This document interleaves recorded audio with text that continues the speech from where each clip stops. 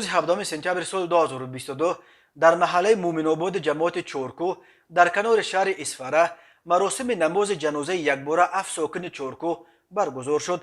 نماز جنازه این 7 قربانی مناقشه خونین روز 16 سپتامبر در مرز تاجیکستان با قرقیزستان را نصرالله خان عزیزوف خطیب مسجد مرکزی اسفره امامتی کرد. در ثبت ویدیویی که نسخش به دست اداره پایگاه خبری بامداد نیز رسید، دنبالا نصرالدین خان این قربانیان را شهید نام میبرد و میگوید که آنها برای حمایت از مرز و بوم وطن جان خود را فدا کردند. مناقشه روز 16 سپتامبر یکی از خونین‌ترین مناقشه ها نه فقط در تاریخ نزاع‌های مرزی تاجیکستان و قرقیزستان، بلکه در تاریخ بعضی از شوروی نزاع‌های مرزی در تمام کشورهای آسیای مرکزی به شمار می رود.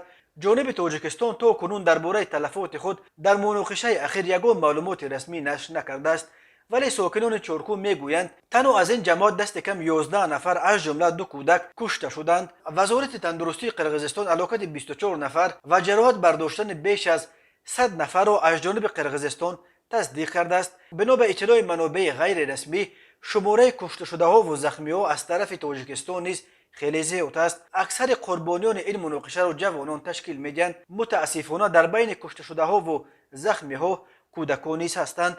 تاجیکستان و قرقیزستان روز 16 سپتامبر بعد بیش از 10 ساعت جنگ اعلان آتش بس کردند، ولی بعد این تفاوق نیز درگیری ها در بعضی منطقه ها ادامه دارند.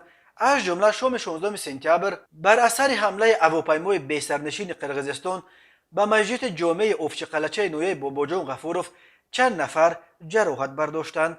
با گذشت بیش از 30 سال از سقوط اتحاد شوروی، از 970 کیلومتر مرز تاجیکستان و قرقیزستان تا کنون بیش از 300 کیلومترش همچنان تعیین و علامت گذاری نشده است. در قطعه‌های بحثی که اساساً در مرز تاجیکستان و قرقیزستان جایگیر شدند، هر سر چند وقت بر اثر آب و زمین و چراگاه و راه مناقشه ها رخ میدهند. این مناقشه ها بعضا به تیرپرانی ها میپیچند و باعث هلاکت مردم از دو طرف میشوند.